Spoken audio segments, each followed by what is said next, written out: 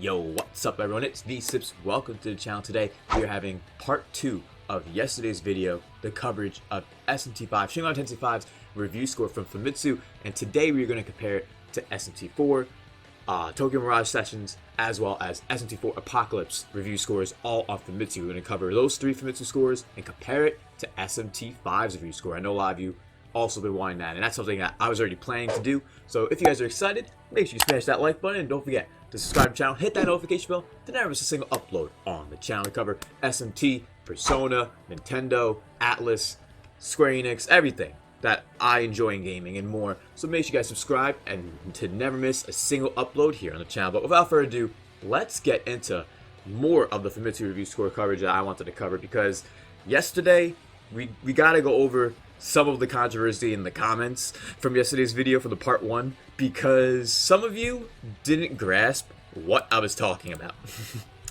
Firstly, I want to mention from yesterday's video that I covered Sonic Forces as well as Persona 5 and Persona 5 Royal's Famitsu scores in that first episode for a couple of reasons. Firstly, Sonic Forces getting a 35 out of 40 is a fucking joke. I wanted to make fun of it, okay?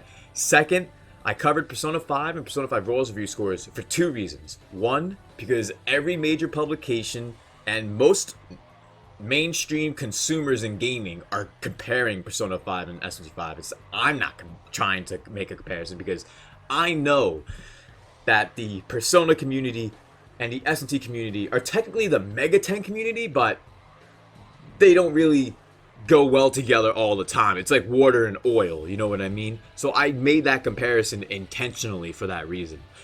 And also, there's so many people who are starting SMT5 as their first SMT game after playing Persona 5 first.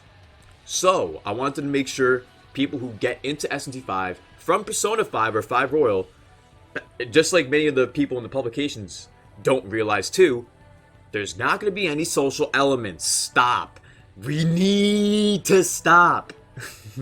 Please. So today's video, we're covering SMT5's Famitsu score and comparing it to SMT4, Tokyo Mirage Sessions, and SMT4 Apocalypse, since those are the 3 most recent SMT games before SMT5.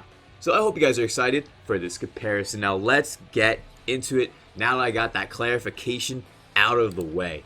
Because yesterday's video, thank you all so much for your support. You guys love that new video, and I appreciate it a lot. A lot of you love the video, but then there was a few outliers in the comments that didn't understand why I was making some of those comparisons to Sonic Forces, Persona 5, and 5 Royal.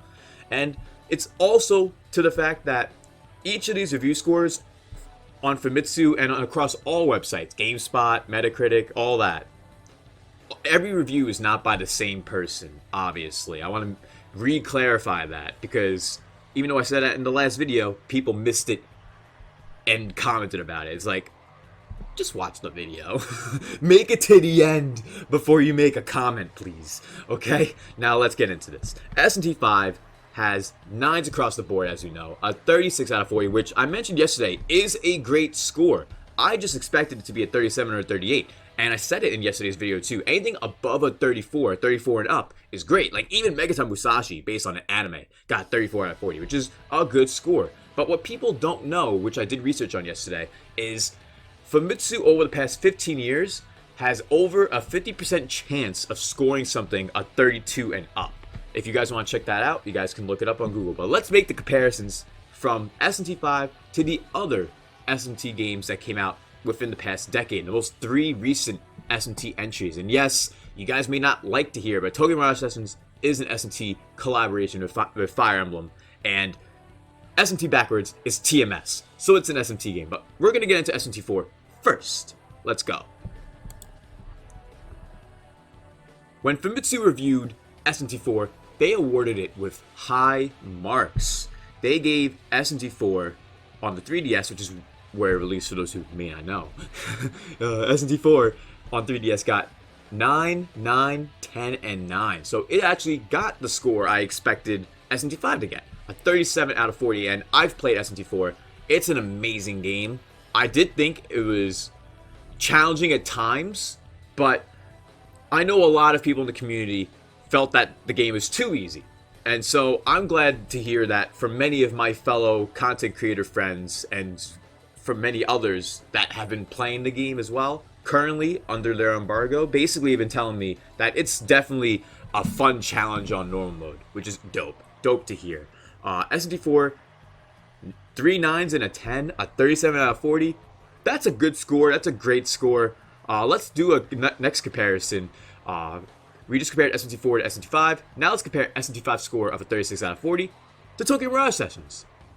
For some reason, I could not find the Famitsu review score for the Switch version, unfortunately. So I only could find the one for the Wii U, which I had the Wii U version and the Switch version, so it doesn't really matter. But here we go here.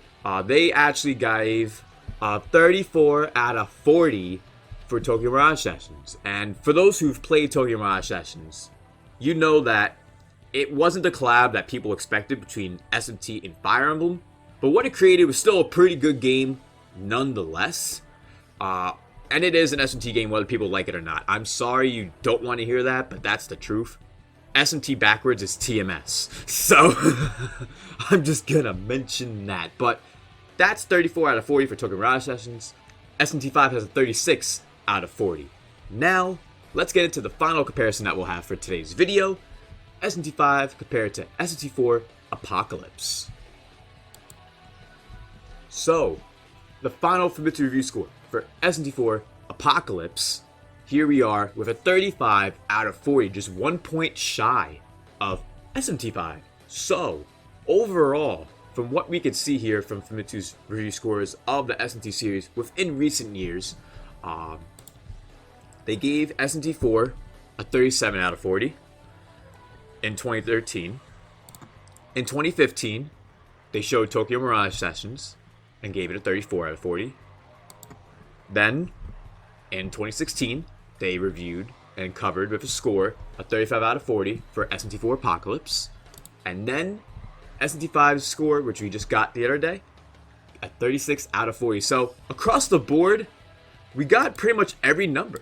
We got a 34 out of 40, a 35 out of 40, 36 out of 40, and a 37 out of 40. So overall, this game, SMT5, you all better pick it up, buy it today, right now. I already have my Fall of Man Premium Edition and a digital copy, and I'm thinking of buying a regular steelbook too. I already have the Fall of Man and the digital already set. So I hope you guys are just as excited as I am based on many of these scores, as well as your own perspectives of SMT. Because at the end of the day, I mentioned it in my comment section and in the video too, scores at the end of the day, they're just fun to talk about. And that's why I make videos like this, just because it's fun to talk about it. And scores at the end of the day, they're arbitrary. It's up to us to have our own perspectives for the games that we are interested in and to experience them for ourselves when we play them. Thank you all so much for watching today's video. Hope you guys enjoyed the part 2 of yesterday's video, where today we covered SMT5's Famitsu score and compared it to the 3 most recent SMT games: SMT4, Tokyo Mirage Sessions, and SMT4 Apocalypse. If you guys enjoyed, smash that like button. And don't forget to subscribe to the channel and hit that notification bell to never miss a single upload here on the channel. Sips. Thank you all so much for watching. Consider joining us on Patreon if you'd like to help support the channel. It's never an obligation. It's totally appreciated for just $1 a month to help support the channel. Thank you guys for watching, and I will see you all next time. Peace.